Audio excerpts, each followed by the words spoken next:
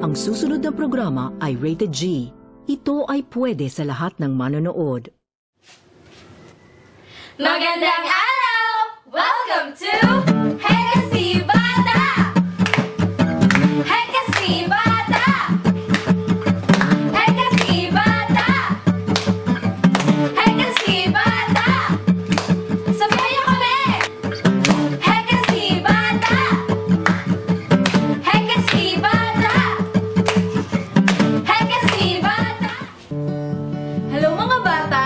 Ako nga pala si Ate Regine. At ako naman si Ate Apple. Alam mo ba, Ate Apple, ang aralin natin ngayon? Siyempre naman, Ate Regine, at excited na ako na turuan ang mga bata na nanonood sa atin. Oh, mga bata, excited na kami. Kayo, gusto nyo na rin bang matuto tungkol sa mga anyong lupa ng Pilipinas? Very good! Ate Regine, simulan na natin. Makinig kayo mabuti, ha?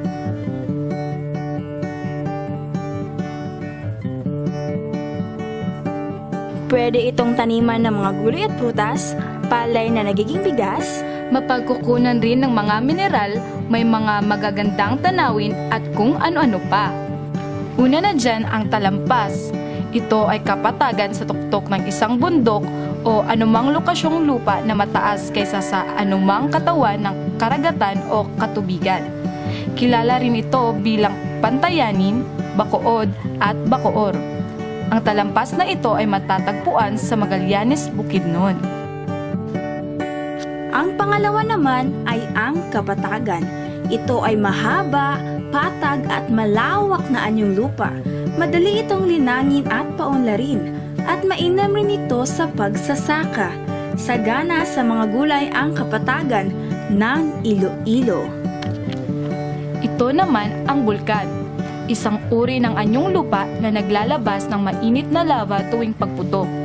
Ang isang bulkan ay maaaring maging aktibo at di-aktibo.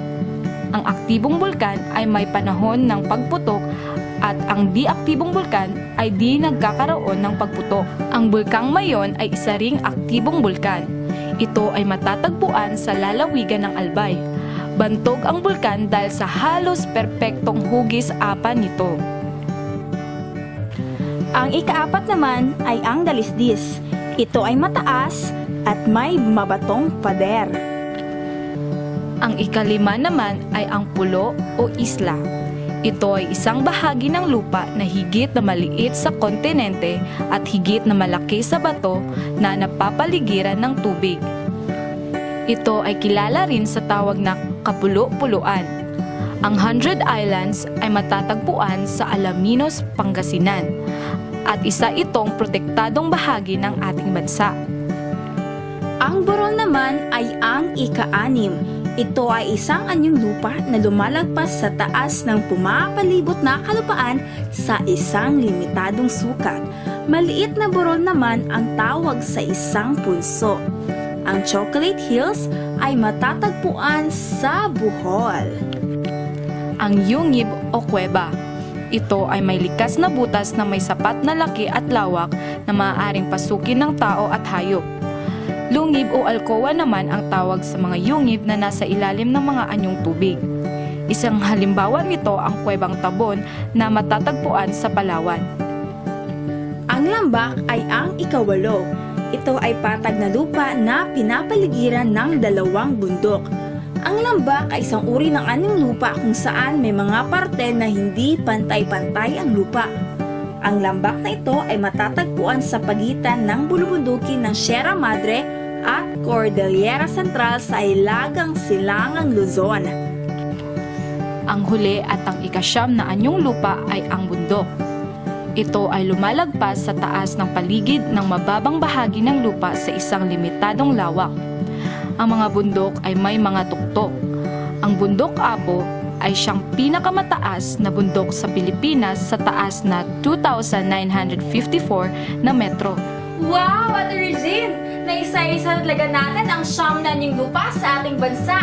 O kayo mga bata, marami pa kayong matutunan? Ano nga ulit ang siyam na anyong lupa?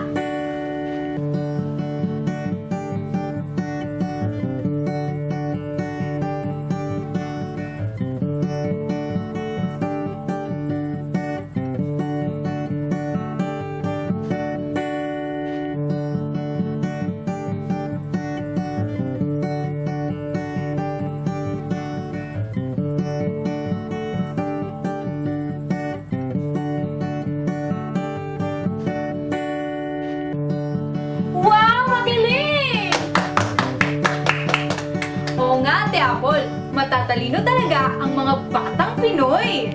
O siya mga bata, magpapaalam na kami ha. Hanggang sa susunod na aralin dito lang sa Legacy Bata!